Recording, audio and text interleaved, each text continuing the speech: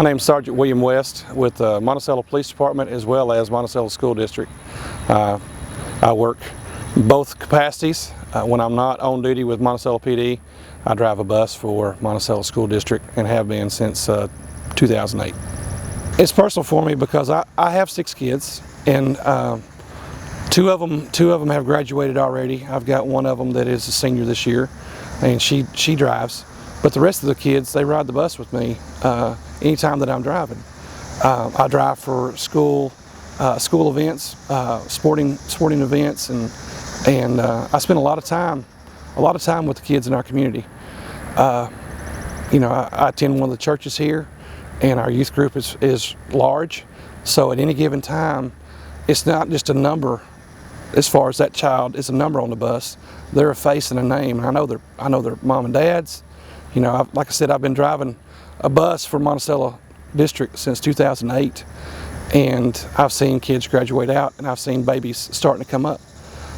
So from the beginning, if I can teach bus safety on how the kids need to, set in the seats right, be mindful as far as getting on and off the bus, watching out for cars or people that are driving erratic, and even with their parents. Parents, if you see somebody that is repetitively, just not paying attention, whether the bus is right there or not, please contact the authorities so that we can ensure that our kids are safe. Mainly it's distracted driving.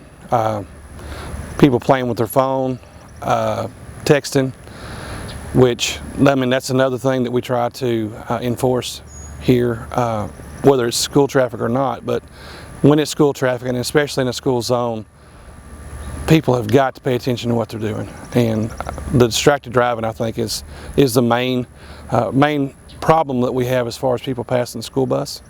Multiple times people have literally said to me, I didn't even see a school bus. So if you can't see a school bus with the lights flashing and the stop arm out and the stop sign, that tells me that they were doing something that they wasn't even watching the road. It upsets me. Here in Drew County, we've tried to be very proactive in getting it corrected.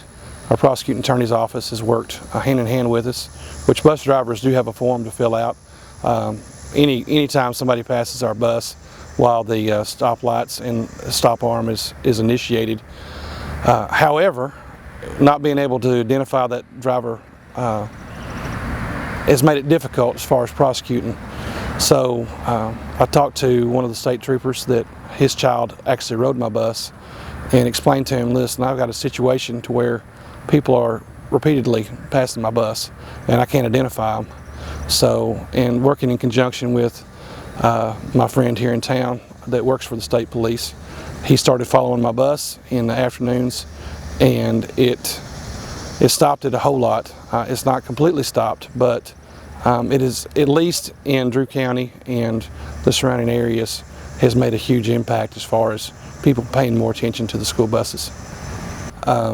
People have just got to take responsibility for their driving.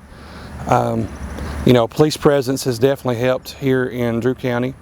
Like I said, the state police and Monticello PD have both been very proactive as far as trying to write tickets, citations for those that pass the bus. The prosecuting attorney's office has been very good about prosecuting those. But until people are more mindful of their driving and take responsibility for their actions, I think ultimately that's going to be the main thing that stops kids from getting hurt. Please pass the word individually. If you see somebody that is driving, that drives reckless on a regular basis, and especially if you see them during school time, call them on it, call them out on it. And if it's a repetitive issue where you see the same vehicle passing through the stoplights multiple days in a row, call your authorities.